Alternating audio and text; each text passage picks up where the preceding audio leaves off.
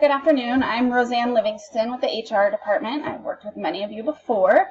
I am here this afternoon to talk about some alternative work schedules and bring a proposal to you guys. So today we're going to talk about the current state and why we're bringing this proposal to you. And then we're going to bring the actual proposal for the alternative work schedules to the table. Kind of talk about some benefits and risks and some work schedule options and the next step to implement. So we talked to a lot of employees, and the morale right now is really low. In some cases, employees are spending an extra 3 hours a day just in commuting and then walking to their work area.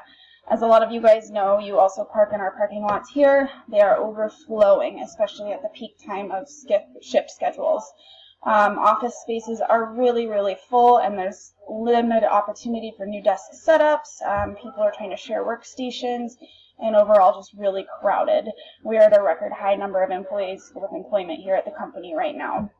Utility costs are absolutely surging with the lights on 24 hours a day.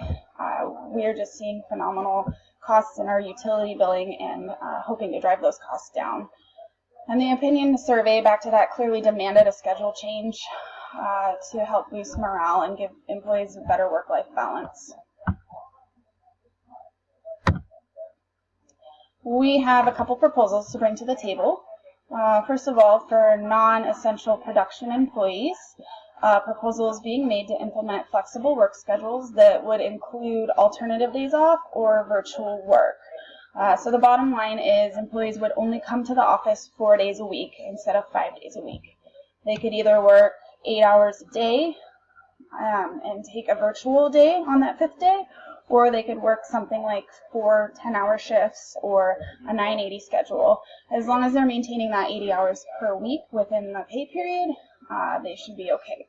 We're also asking that they maintain a consistent schedule. So if you're always virtual on Monday, you always remain virtual on Monday, so on and so forth, so that we can count on you and know that when you're going to be at work.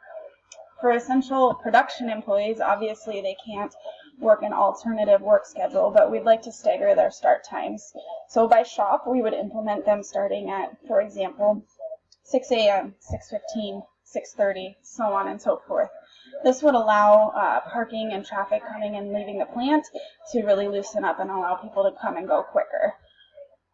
Shops can still adjust their start times for emergent needs if production gets behind or there's something crucial that those crews need to adjust their time for. We would still allow that flexibility. So the benefits and the risk. I'll be upfront and honest, the benefits are going to completely outweigh the risks. We're going to reduce commuting and parking times. There's going to be more parking spots available. Coming and going into the production facility is going to be a lot easier because there's just going to be less day-to-day traffic, and the traffic that does need to come to site every day will be staggered. Ultimately, we're going to lower our operating costs in the office environment. We're going to be able to take some of the workstations and reduce them to community workstations so that when folks are on site, if they don't need a full workstation, they can hotel in one of those areas. We're going to reduce unnecessary meetings and increase productivity. I think you and I both know that when we're here, we might get chatty or off task, whereas when I'm at home, there's no distractions and I can get through the things I need to in every day. And reducing the meetings, we would have designated days from team to team in which the meetings could happen. So we're all on site on Wednesdays, for example, so we can knock out those team meetings as needed, or use our instant messenger or WebEx options to call into those meetings. Overall, it's going to increase morale. People are going to be a lot happier cutting that commute time down, being able to be flexible with their families, maybe reducing the cost of daycare. It's just, I think people are really going to appreciate having that flexibility. There are some risks. Right now, we're just really looking at the disruption to personal schedules. If somebody's used to working 7 to 3:30, they probably have daycare arrangements around those times. But we're going to work with those people until they can figure out a new cadence and support them until they can get on their new work schedule. And in the long run, I think they would really like it. The other risk is we really want to maintain and define work schedules so you're consistent and consistently on site. And so we want to really be careful in what we're granting employees. Our next steps, bottom line, is we're looking to implement these work schedules in 2020. So for non-essential production employees, we're asking that the employees work with their managers in their next one-on-one conversations and establish the new schedule and what that looks like.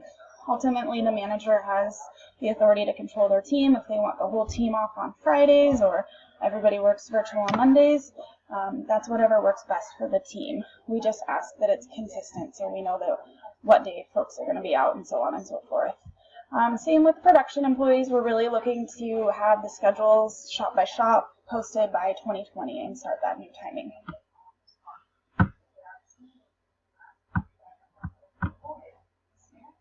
So I'm going to open up the floor now to any questions or concerns. I would really be open to hearing any feedback.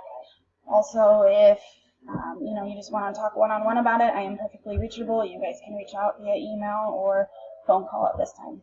So, okay, thank you for your time.